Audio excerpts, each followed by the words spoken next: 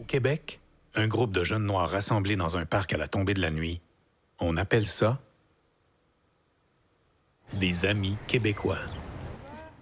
Vous avez peut-être vu l'une de ces publicités à la télé ou sur le web, en fait, sa déclinaison de différentes situations. Cette nouvelle campagne publicitaire du gouvernement du Québec pour lutter contre le racisme et mettre fin aux préjugés arrive, il faut bien le reconnaître, dans un contexte où le nombre de dossiers, notamment pour le profilage racial ouvert à la Commission des droits de la personne et des droits de la jeunesse, est en augmentation depuis 3 ans. Je vous donne brièvement ces chiffres. En 2019, on en comptait 46 et maintenant, en 2020-21, c'est 86 dossiers qui ont été ouverts. Mais ces publicités, nées certainement d'une bonne intention, provoquent beaucoup de réactions et créent chez certains un grand malaise. Alors, est-ce que c'est une campagne qui rate sa cible? Alors, on en parle avec le réalisateur Coalé, recruté pour faire cette campagne. Bonsoir, M. Coalé. Bonsoir. Et Martine Saint-Victor, stratège en communication et directrice générale d'Eldeman Montréal. Bonsoir, Martine Saint-Victor. Merci d'être avec nous. Madame Dubé. Alors, Avec M. plaisir. Coalé, peut-être nous dire, quand vous avez vu la publicité en ondes, vous avez tout de suite écrit une lettre, je vais en donner un extrait, donc au gouvernement, bien malgré moi, une lettre d'excuse au fond sur Facebook. Bien malgré moi, j'ai contribué à la fabrication d'un message publicitaire discriminatoire. Je m'incline et m'excuse. À vous, Benoît Charette et François Legault, je vous demande de retirer cette publicité et de vous excuser. Pourquoi? Qu'est-ce qui ne va pas, selon vous, avec cette publicité qui est diffusée maintenant? Tant de choses. Mais en fait, j'ai adressé une lettre d'excuse parce que c'est pas le concept pour lequel je m'étais engagé lorsqu'on m'a approché pour réaliser cette pub. Et puis, ce qu'il faut comprendre, c'est que quelques jours avant la mise en onde, on était en ce qu'on appelle en montage offline. La finalisation du projet, le client, dans ce cas-ci, le gouvernement, a changé un mot, en fait, a ajouté le mot québécois et québécoise. Cet adjectif-là, pour moi, venait dénaturer complètement le message et a ouvert une conversation, en fait, dérailler, en fait, le message initial du projet. Et quel était justement votre concept et le but de cette campagne, puisqu'en ajoutant, selon vous, le mot québécois, ça rendait la publicité presque visant une cible contraire, là? Bien, Ça c'est devenait devenu une campagne discriminatoire. politique pour moi. C'est devenu une campagne nationaliste. C'est devenu une campagne d'intégration plutôt qu'une campagne de sensibilisation.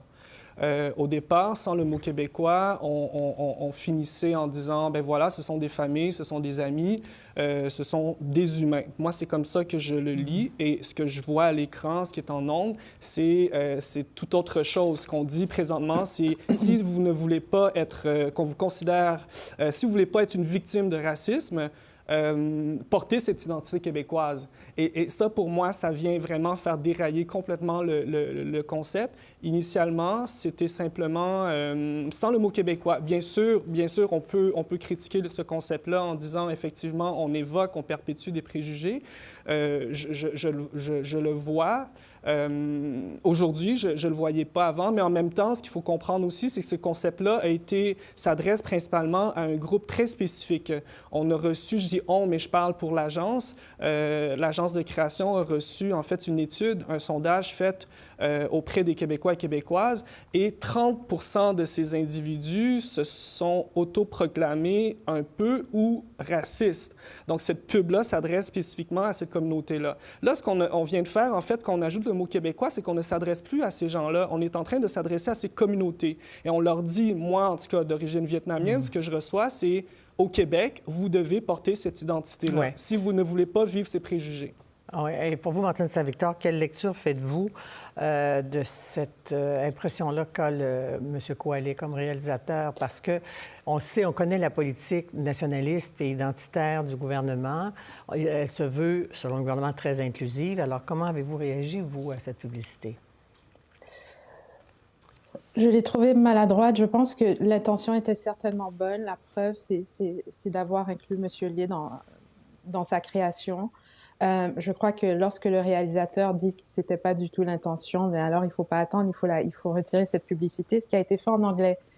Et ce qui est particulier, c'est qu'en anglais, il n'y avait pas le mot québécois, donc on a pu faire une comparaison, mais en les comparant, on se disait, bien, en anglais, ce sont que des amis. Ça veut dire quoi? Qu'on ne les considère pas québécois parce qu'ils sont anglophones, alors qu'en français, il y avait le mot québécois. Donc déjà, il y a cette incompréhension parce que le message n'est pas le même. Et en anglais, on a retiré tout de suite.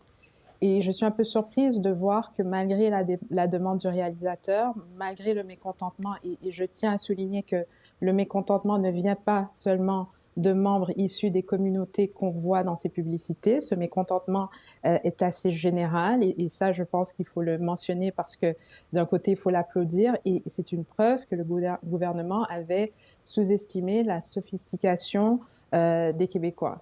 Nous a sous-estimé dans notre perception de la réalité et aussi de l'importance du message. Et je pense que quand le réalisateur dit « je vous demande de retirer la publicité », il n'y a plus rien à dire. Il n'y a plus rien à dire, mais le gouvernement la maintient toujours, M. Coallet. Le gouvernement, lui, n'a pas l'impression de rater sa cible, de toute évidence.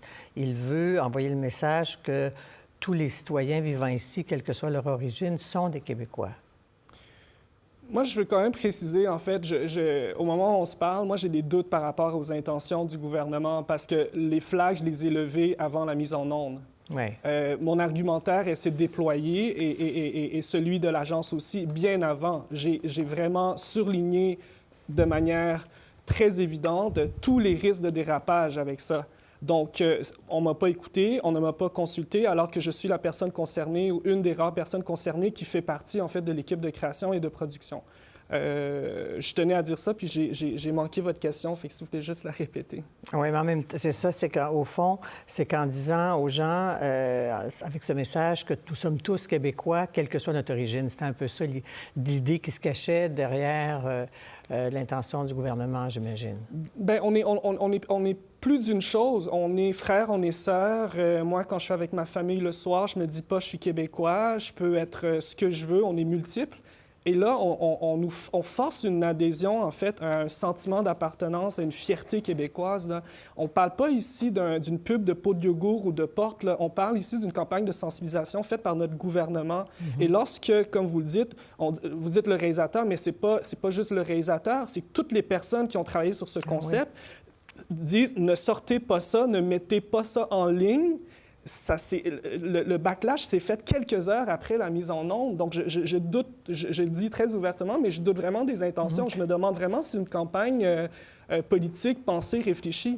C'est intéressant de voir, Mme Saint-Victor, que M. Coallet nous dit, dans le fond, on changeait de cible. En ajoutant un seul mot, on changeait de cible. On parlait plus seulement aux 30 de personnes qui se reconnaissaient, disons, peut-être avec des préjugés racistes ou autres. On s'adressait aux communautés. C'est un message qu'on envoie aux communautés plutôt que de sensibiliser les personnes qui auraient des préjugés. C'est comme un message inversé ici. Oui, et puis aussi, je pense que le problème qu'on vit et qu'on souligne, qui est souligné depuis quelques années, c'est-à-dire le problème de racisme systémique, n'a rien à voir avec la fierté, n'a rien à voir avec ma fierté ou la fierté de M. Lé ou la fierté des gens qui sont représentés dans cette publicité, dans ces publicités, ça n'a rien à voir avec ça. Le racisme systémique, c'est autre chose, c'est le problème en fait, qui doit être réglé aujourd'hui, c'est la base. Et d'avoir un gouvernement qui refuse de le reconnaître, qui refuse même de le nommer, et que soudainement qu'il se positionne comme étant spécialiste de la nomenclature en disant comment les infirmières comment on doit appeler les infirmières, comment on doit appeler les amis, je trouve ça un peu maladroit. Et le problème n'est pas là. Le problème n'est pas dans la fierté québécoise.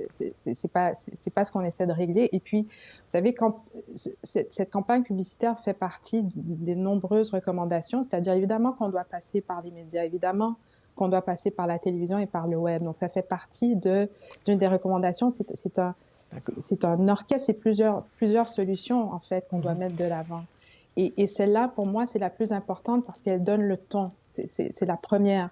Et là, le ton est complètement raté. Et puis, ces publicités sont parodiées. Donc, on prend une situation qui est sérieuse, un problème qu'on a à régler qui est sérieux, et elle est parodiée parce qu'on ne se reconnaît pas. Et je pense que là, quand on en arrive à la parodie comme ça, il faut retirer ces publicités. Et puis, en retirant ces publicités-là, ça enverra un message. Parce que de les garder en ondes envoie aussi un message. Le message, pour moi, c'est on ne vous entend pas, nous, on sait qu'on a raison et on va de l'avant. Merci, Mme Victor. 10 secondes pour vous, M. Coallet. Envisagez-vous d'autres gestes que la demande d'excuses avec cette lettre? pour faire retirer la publicité? Moi, je demande non, non. Je pense que le message est assez clair. Les communautés ont parlé. Je demande le retrait pour toutes les personnes qui ont participé aussi, qui sont à l'écran présentement. Et je tiens aussi à m'excuser parce que j'ai contribué à tout ça, mais je demande le retrait immédiat, oui. Merci beaucoup, M. Coalé. Merci, Martine Saint-Victor. Mais je vous garde, après la pause, un autre sujet d'actualité avec vous. Merci. Merci à tous les deux. Merci. Pour voir nos émissions en entier, rendez-vous sur la chaîne ICI RDI.